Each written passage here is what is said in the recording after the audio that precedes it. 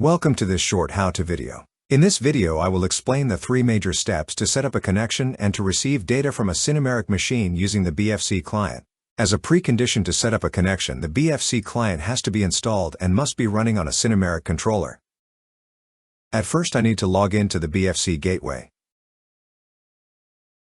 In the BFC landing page, please select the Commissioning tab. On top of the right-hand side you see the Clients, Import area. While clicking on the plus sign, you are adding a new client. In the Add New Client drop-down list, please select BFC Client and click on Next. In the Define Basic Configuration section, if your BFC client is already up and running, you should see it in the list of pending clients with the client ID you used during the BFC client installation. If you see more than one machines pending, select the one that should supply data to the newly created client. Save the configuration. The connection to my machine in our case was successfully created.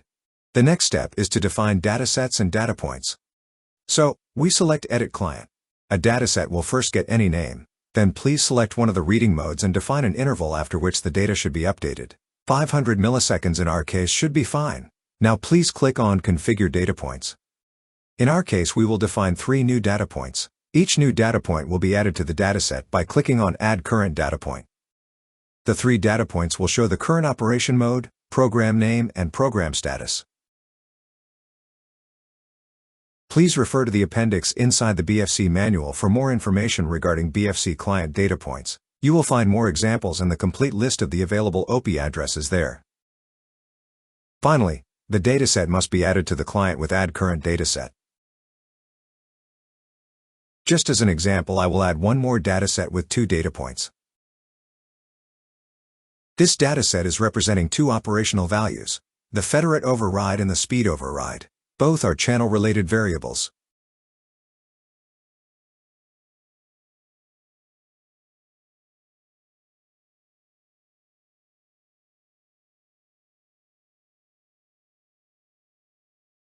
Now, scrolling down to the Datasets Configured section, the current values of the previously defined data points can be visualized using the I button.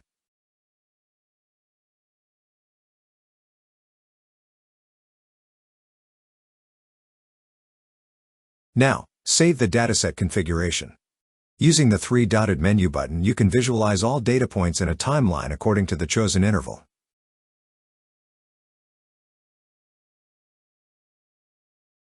Now as you can see, the spindle speed was raised, and the chart graphic will be automatically adapted to new maximum value.